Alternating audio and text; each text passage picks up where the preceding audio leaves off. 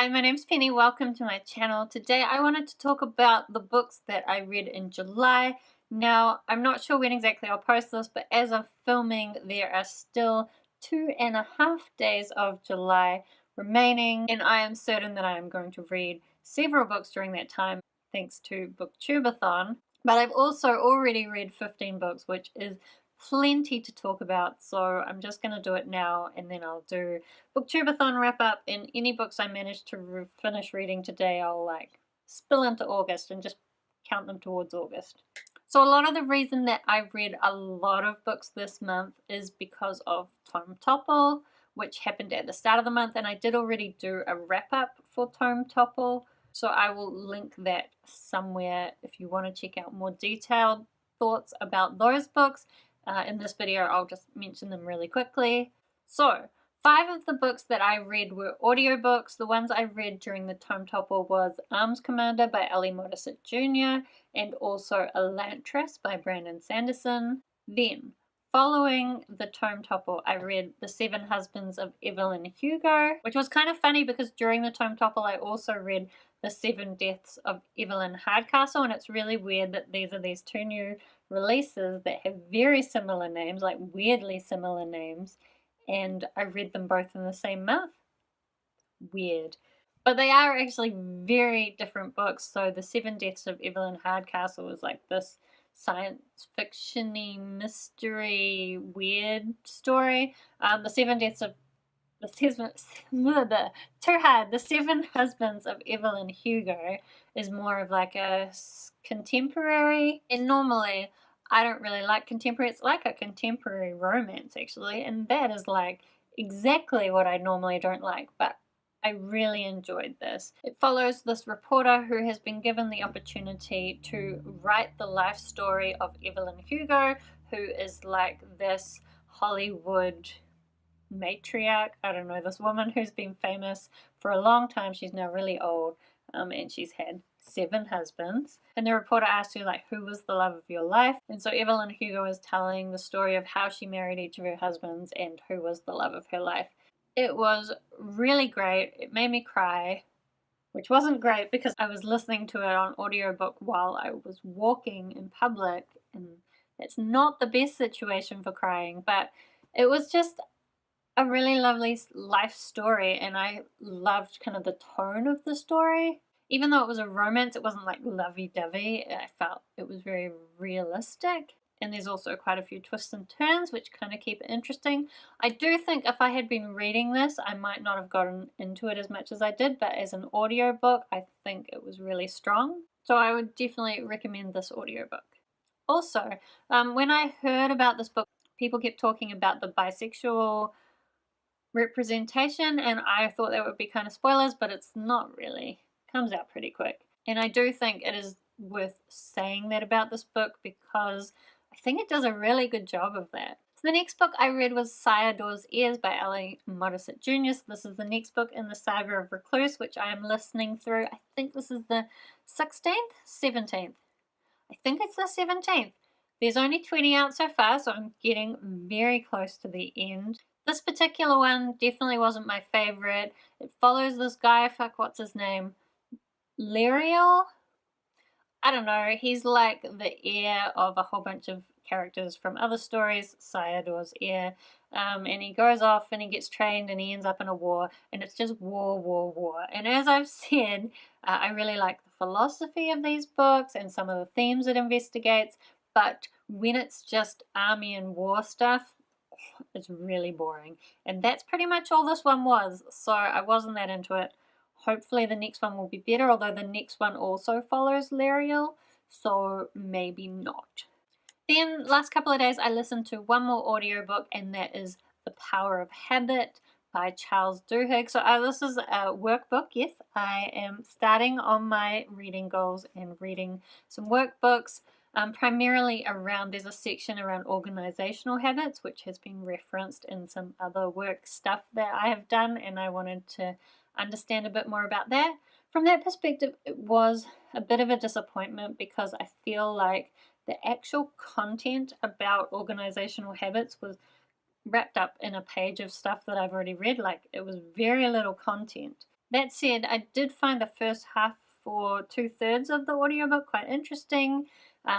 He basically tells the story in the style where there's a bunch of stories of different individuals and different organizations that help to explain the concepts around habit forming that he's talking about. But I didn't really like the way he kept breaking the stories up and would be telling multiple stories at the same time. I also thought the last third of the book was really a stretch to say that he was still talking about habit forming. Like, just a bit of a stretch, and the stories were less relevant to me, less interesting. So at the end, I started getting a bit grumpy at the book. In fact, I may have yelled at the audiobook when I was listening to it in my car. But the first half was pretty interesting. I would have liked more understanding of the concepts, not just stories around the concepts. So I did go into the Goodread reviews and I found a recommendation in there for a book that goes more into that, so I'm going to get that out instead. A lot of people do talk about this book as being like life-changing in terms of allowing them to learn how to change their habits to become a better person. It does have a little bit of that, but I really don't think you need to listen to the whole book in order to get that. You could probably just listen to the first half and get the general idea of what they're talking about. Or you could just go and find somebody's one-page summary. You probably get the same amount of information. Okay, so then ebooks. I read 2 ebooks. I haven't been reading many ebooks lately because of Pokemon. But I read The 7 Deaths of Evelyn Hardcastle as part of Tome Topple, so I've already talked about that. I also read The Masterharper of Pern by Anne McCaffrey. So this is, I don't know what number from the Dragons of Pern series. The Dragons of Pern series doesn't really go chronological necessarily, but I am trying to read them in order of when they were published. I think this is about number 15 in that ordering, and there's like 24 books. This is one of the series that I am trying to complete the whole series so that I can tick it off. To be honest, the last few have been really poorly written, which makes them quite hard to get through. I do really love the Dragons of Pern in terms of the world and some of the characters, but I think because I've read this series over such a long time, I now don't really get the enjoyment of like, oh look, it's that character I know. Maybe I do a little bit, but it's not the same, and I just think the writing style is just, I don't enjoy it. And I don't know if it's just because my tastes have changed since I read the original books, or if it is because over time Anne McCaffrey just kind of started just phoning it in and just writing them a bit crapper. I am interested to get up to the books that were written by Todd McCaffrey, her son, and see how the writing style changes once he has some input. As far as the Masterharper of Pern goes, it tells the story of Robinson, who is the Masterharper of Pern, who's quite a key character in a lot of the other stories. A lot of the other stories are set in the future, so I guess this is kind of a prequel, like his backstory. And it's told very like, here's his history. Like, it could be a historical text. Not quite, but almost. But there were definitely some things that really frustrated me. So his father is a complete asshole, and everybody keeps being like, oh, but he's a creative genius. We have to like tiptoe around him to make him happy. But honestly, he's an asshole to his wife. He's an asshole to his kid. Like, the fact that he never got any comeuppance for that was just very annoying. Like, it was almost like the book was trying to say that his behavior was acceptable. I found it entirely unacceptable. So that pissed me off. The romances were like, who cares? And I guess also it was all building up to this event that kicks off the first book. And of course I already knew it was going to happen because I've already read the first book, so the kind of the anticipation wasn't there. Oh well, never mind. Let's talk about physical books. So I read 4 physical books this month, and I am halfway through another one, but I think we'll have to save that for August because if I finish it today, it won't be until very late in the day. So firstly, I read Illuminae by Amy Kaufman and Jay Kristoff. Talked about that in the Tome Topple Readathon, and also The Poppy War by R.F. Kuang. Again, talked about that in the Tome Topple wrap-up. Then I finished off the second half of The Woman in Cabin 10 by Ruth Ware. I think with this book, like, I ended up reading the first half before Tome Topple and the second half after Tome Topple, and I don't think that splitting it up was very good. I don't know. I mean, I always find the fact with thrillers that they always make the main characters so flawed. Like, why can't we have a thriller that has like just a regular person as the main character? Although I know, so the main character in this one, she suffers from depression and anxiety, and that definitely does class as normal person. I mean, she's not really that extreme, but I didn't really like the way it was written. I mean, I did like the mystery. I did find it quite interesting and thrilling, I guess. But I don't know. I feel like I wanted something. I feel like this with a lot of thrillers, that I just want something more from them, like a message or a lesson or something. And I will say, it did take me quite a long time to figure out what was going on. So in The Woman in Cabin 10, basically this woman, firstly, she gets broken into, and like that's a bad time, and then straight after having this traumatic event happen, she has to go onto this ship where she's a reporter. It's like this luxury yacht going out through Norway or something, and she's supposed to be reporting on it, but she's quite traumatized, and this is also quite a stretch job for her. Like, it's not something she's used to doing, so she's under all this pressure, which is all kind of put in place to make you doubt a lot of the stuff that she's saying and make her an unreliable narrator, which I guess works quite well for thrillers, but it just frustrated me because the more unreliable I felt she was, the less I liked her. I don't know. I think if you like thrillers, you might like Woman in Cabin 10. I enjoyed it, but I didn't think it was amazing. Maybe I would have felt better if I hadn't read it in two halves.